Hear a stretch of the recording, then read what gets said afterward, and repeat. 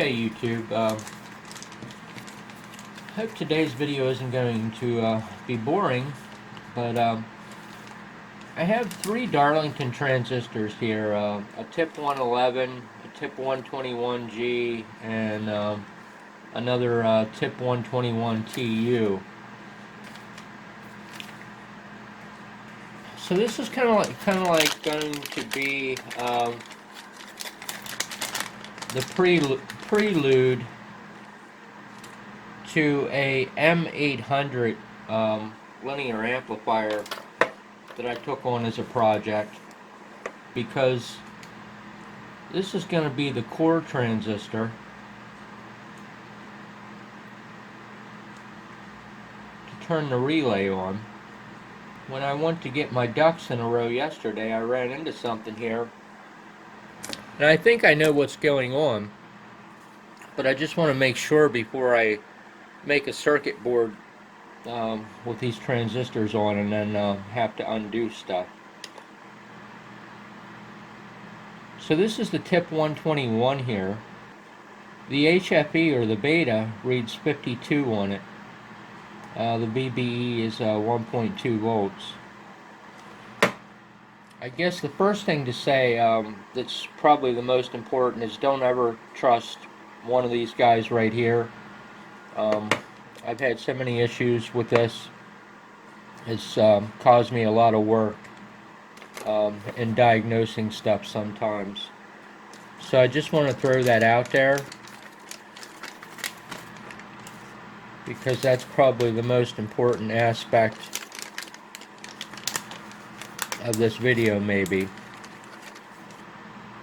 So one of these Darlingtons should have a beta, and I haven't looked this up, but just going from old school knowledge, the beta on one of these should probably be somewhere between like 750 and maybe 1500. Well, there, wow, I get 99 on that one. So you can see we're off by miles on what this little tester says the beta is. Let's try this guy here, and he's gonna read pretty much the same, I'm sure.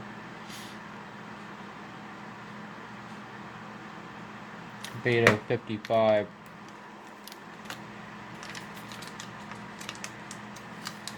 So of course, a real life beta of 55 is simply not going to work for this project, but I don't believe this tester to be telling me the whole story.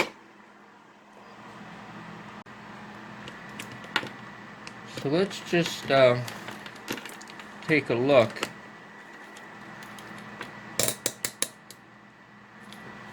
at what this other untrusty tester has to say. And you can see it says the beta is 3, or something with a 3 in it that it doesn't want to read. So I don't really think there's any point in carrying this any further, but you know what, I'll go just one more step here. I don't want to waste anyone's time on the point to this video. So we have a beta of 2 or something with a 2 in it on this tester. Sometimes in the interest of science, you got to take a general consensus of opinions when you're trying to troubleshoot an issue that just doesn't make sense, or something of that nature. So now to the important stuff.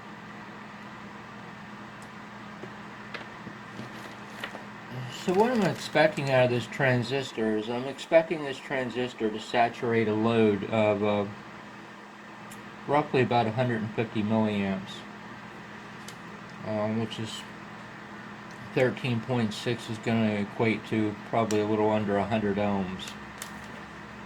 So I'm going to stick a 91 ohm resistor on this guy, and we're going to check the beta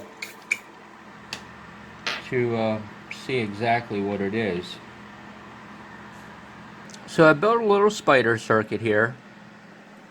Gotta love spider circuits. We're going to stick 13.6 volts on this guy and find out what the beta of this transistor is.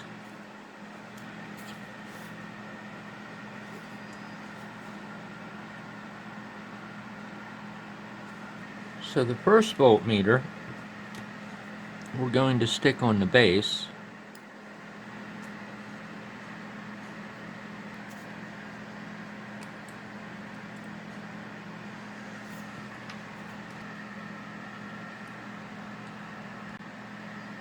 So I just tacked a wire on the base here because I was going to end up shorting the base out, trying to get a clip lead down into there. And then the next one,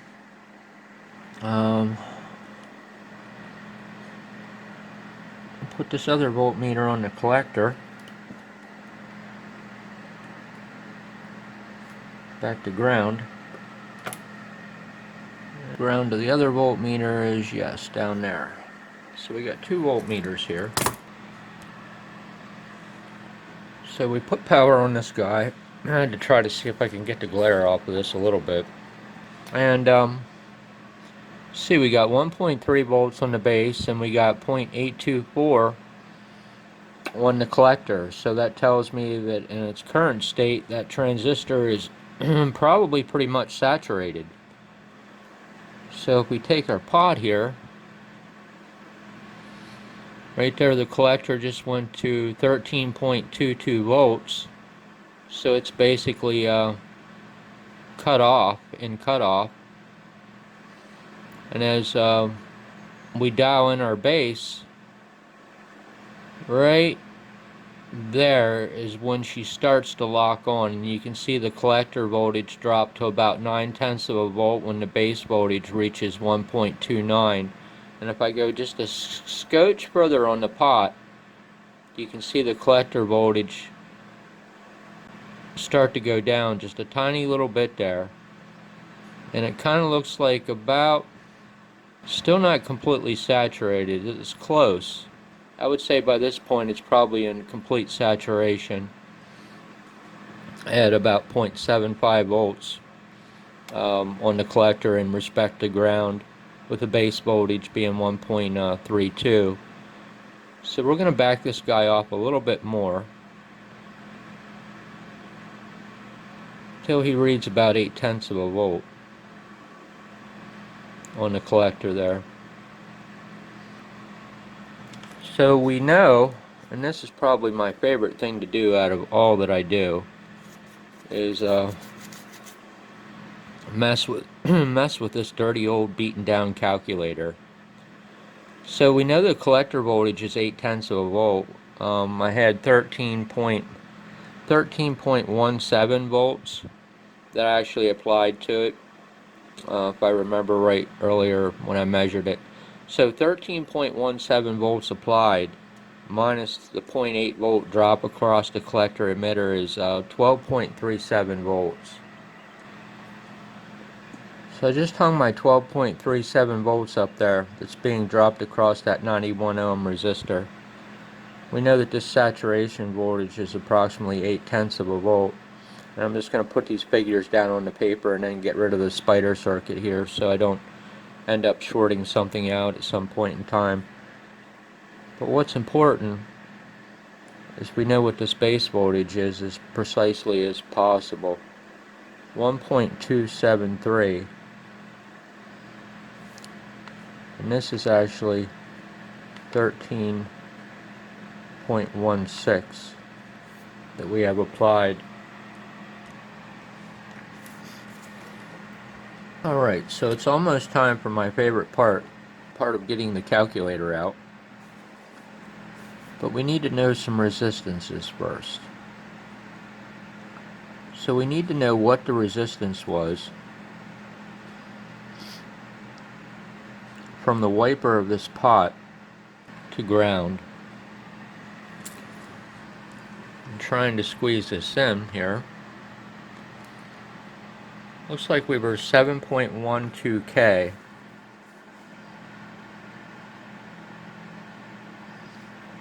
On that side there.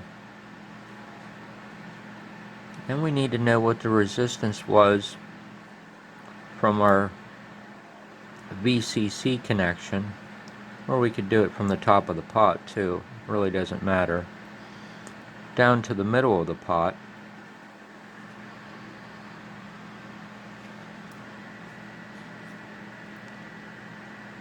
$57K exactly is what we had there. So we'll just simplify this a little bit,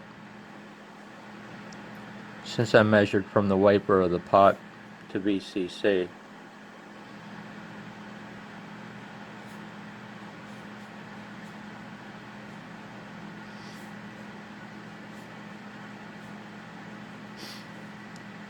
So we know that there was 12.37 volts across 91 ohms.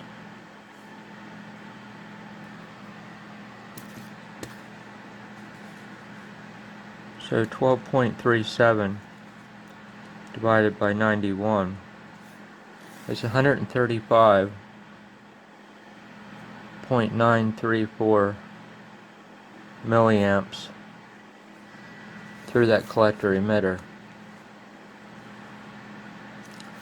And we know the voltage here was 1.273. So again, we do the same thing. 1.273 across 7.12. Let me do it this way. 1.273 divided by 7120.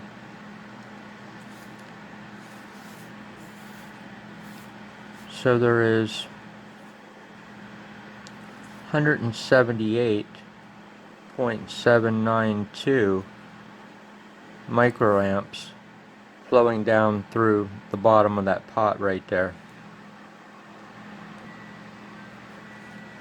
Now if we check the voltage drop across this resistor here, that 57K, take 13.17 and subtract the 1.273 that was sitting on our base, so we have 11.897 volts being dropped across that 57K resistor. So I is equal to E over R, the good old formula that never fails. So 11.897 divided by 57K is 208.719. 208.719 microamps is flowing in that direction right there. This is kind of the pivotal point where calculators are so cool.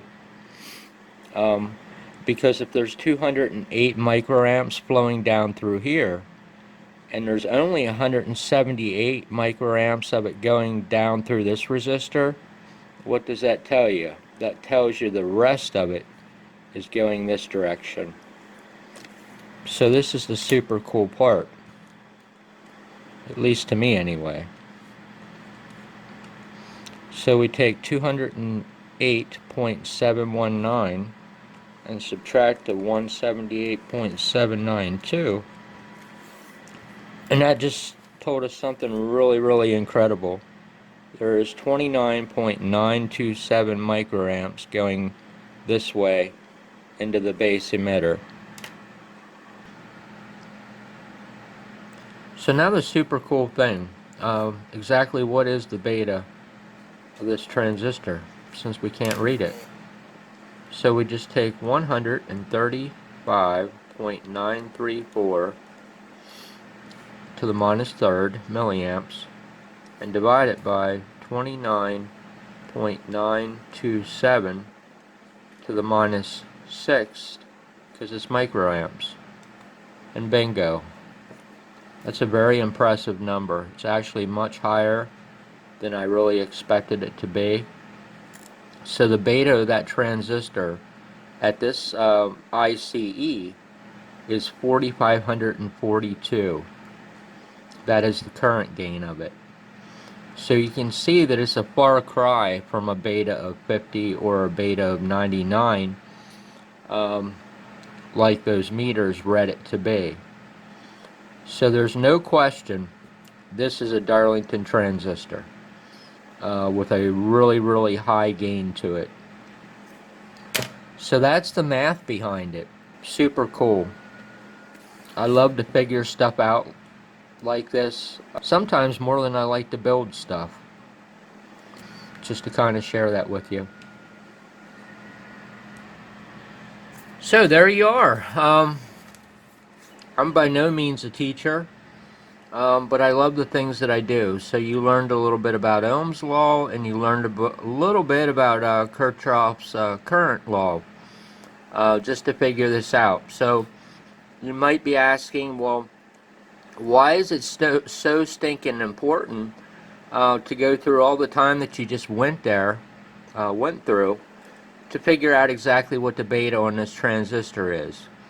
Well, it's that important because if you're going to build something, you want to know exactly how it's going to operate and what the parameters are. If you don't know what the parameters are, you don't know what the specs are, you have no idea really what to expect out of the unit. That's just the way it works. So I said this was going to be a prelude to an M800 linear amplifier video that I have in the works here. And you can apply this back because this is going to be part of the core circuit, the carrier operated relay. So if I don't know what the beta of this transistor is, I don't know exactly how much RF it's going to take to turn those relays on. And that's something that's important, is the technical aspect of it. So just to give you the insight behind it. So I just want to jump back. I ended this video, but I just want to jump back in case somebody thought that maybe I went off on a tangent with this here. And elaborate on a statement I made in the beginning of the video. My statement was, I suspect I know why it's falsely reading the beta, and I'm certainly not going to go through all the time to prove and tear these meters apart and diagnose the issue and redesign them to read Darlington transistors. But I will just tell you this, my suspicion remains the same. The reason you're getting, or you would get, a false beta on a Darlington would be that it's simply the test circuit within the meter is simply not applying enough voltage to turn the Darlington on. So it would definitely make sense to me that through the design of the meter, they're probably only allowed, I don't want to say allowed, but probably the only turn-on allowance to a transistor to test it is probably going to be about 650 millivolts. So if you set that on the base of a Darlington, you can see what's going to happen is you're going to get a super little tiny amount of current flow down through here, and that's probably why it's going to read a very false beta, being the beta reading so low, is because there's simply not enough applied voltage to shift this transistor more towards an on state to give you the correct beta, if that makes any sense. So it's kind of tickling the base of a Darlington way down in a region where it's not even remotely close to turning the transistor on, if that makes any sense to you. So I just wanted to throw that in there. Hey, thanks for watching. Have yourself a wonderful day.